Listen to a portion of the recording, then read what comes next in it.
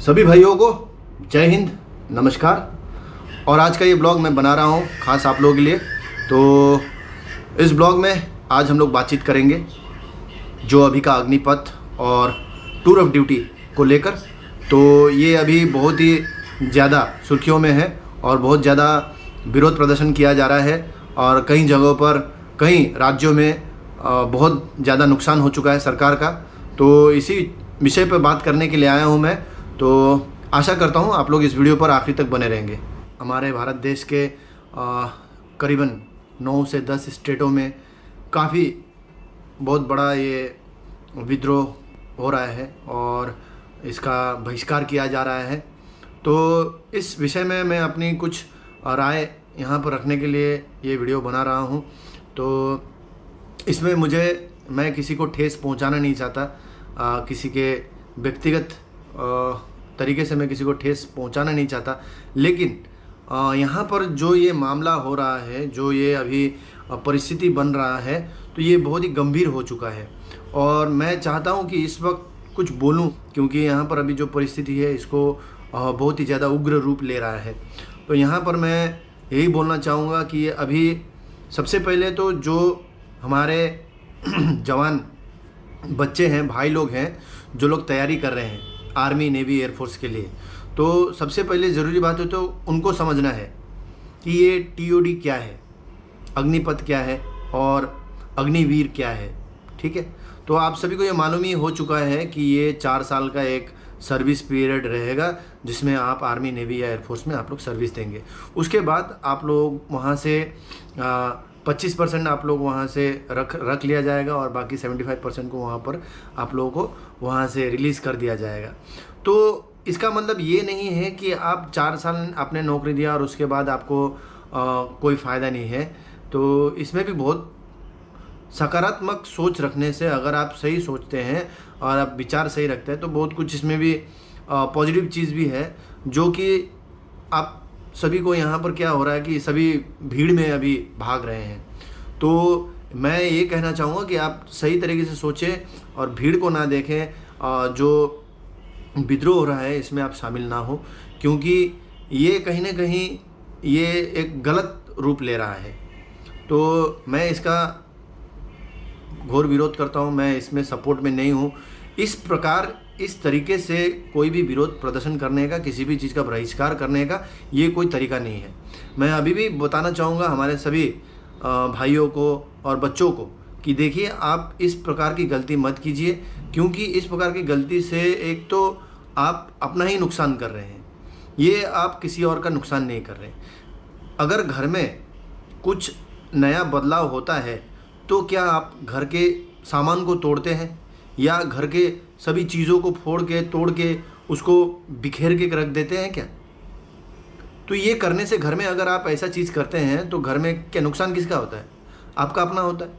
तो उसी प्रकार अगर आप आज यहाँ पर जो ये ट्रेन चल रहा है, रेलवे को बंद किया गया है, प्रतिरोध लगाया जा रहा है और बहुत प्रकार के ऐसे घटनाएं घट रही है, तो ये बिल्कुल गलत है।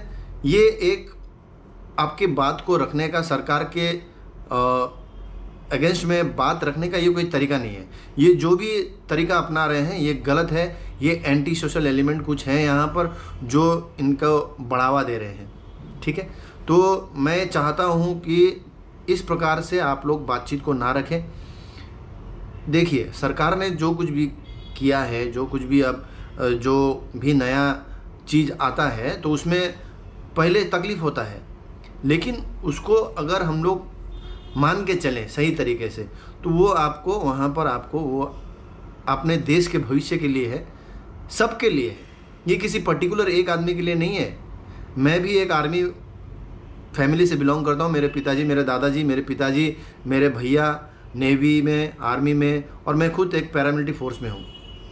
तो मैं ये बात रखना चाहता हूँ कि ये कोई तरीका नहीं है कि आप किसी प्रकार सरकारी सामान का नुकसान पहुँचा के और इस तरीके से आप विरोध प्रदर्शन करें।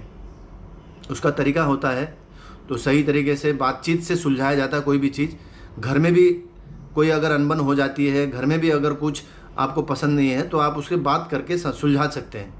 तो चीज़ वही है कि आप अल्टीमेटली आप अपना ही नुकसान कर रहे हैं। तो मैं ये कहना चाहूँगा कि इस तरीके के वारदात, इस तरीके की घटनाओं को अंजाम मत दीजिए। आप लोग शांति बनाए रखिए। और ये जो चीज़ है आप लोगों को ये पहले से ही मालूम था, ये आ रहा है, हो रहा है, होने वाला है। लेकिन अब जब ये चीज़ सरकार ने जब ये लागू कर दिया, अब इसको एक तरीके से अब ये बवाल मचाना और इस तरीके से काम करना ये सही बात नहीं है। आप बातचीत में आइए, सही बातचीत कीजिए। अभी देखिए किस तरीके से कल सरकार ने फिर 2 साल, 21 साल तक था तो उसको फिर 2 साल बढ़ाया, 23 साल तक के, जो 2 साल कोरोना के कारण जो गैप हुआ, 23 साल तक के बच्चों को मौका दिया जाएगा। तो इसीलिए हर चीज़ का सल्यूशन बातचीत से ही होता है। बहुत बड़ा बड़ा मसला भी बात से सुलझता है। एक बहुत बड़े युद्ध को, लड़ाई को, एक जंग को भी बातचीत से सुलझाया जा सकता है। तो इसलिए बातचीत में आइए, बातचीत कीजिए। बड़े बड़े नेता हैं, बड़े बड़े लोग हैं जो आपके बात को रखेंगे। लेकिन ये कोई तरीका नहीं है कि आप एक सरकारी प्रॉपर्टी तो क्या, वो पब्लिक प्रॉपर्टी है भाई, हर एक का है, आपका है, मेरा है, हर किसी का प्रॉपर्टी है। आप अपने प्रॉपर्टी को जला रहे हैं और इससे जितना नुकसान हो रहा है वो नुकसान किसी और का नहीं है, हमारा ही हो रहा है।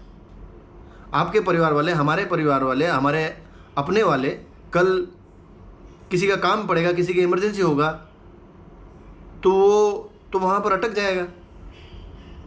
तो बात यही है कि समझिए बात को और बातचीत में आइए। इस प्रकार के कार्रवाई, इस प्रकार के हुड़दंगबाजी और इस प्रकार का विरोध प्रदर्शन मत कीजिए।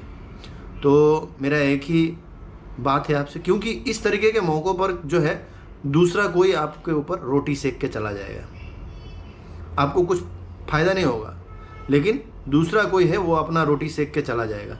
तो इसीलिए आप लोग धैर्य रखें, शांति बनाए रखें और इस प्रकार का कोई भी असामाजिक घटना ना घटाएं। ठीक है।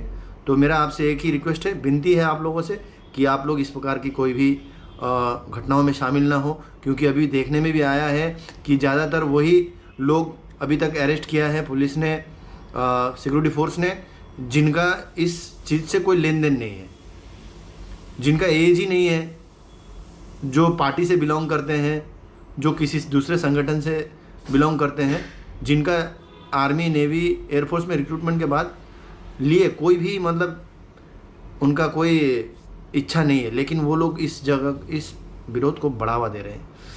तो मैं एक ही विनती करता हूँ आप सभी से कि शांति को बनाए रखिए और बातचीत में आइए। सब कुछ का हल बातचीत से ही होगा। तो यहीं पर रखते हैं इस ब्लॉग को।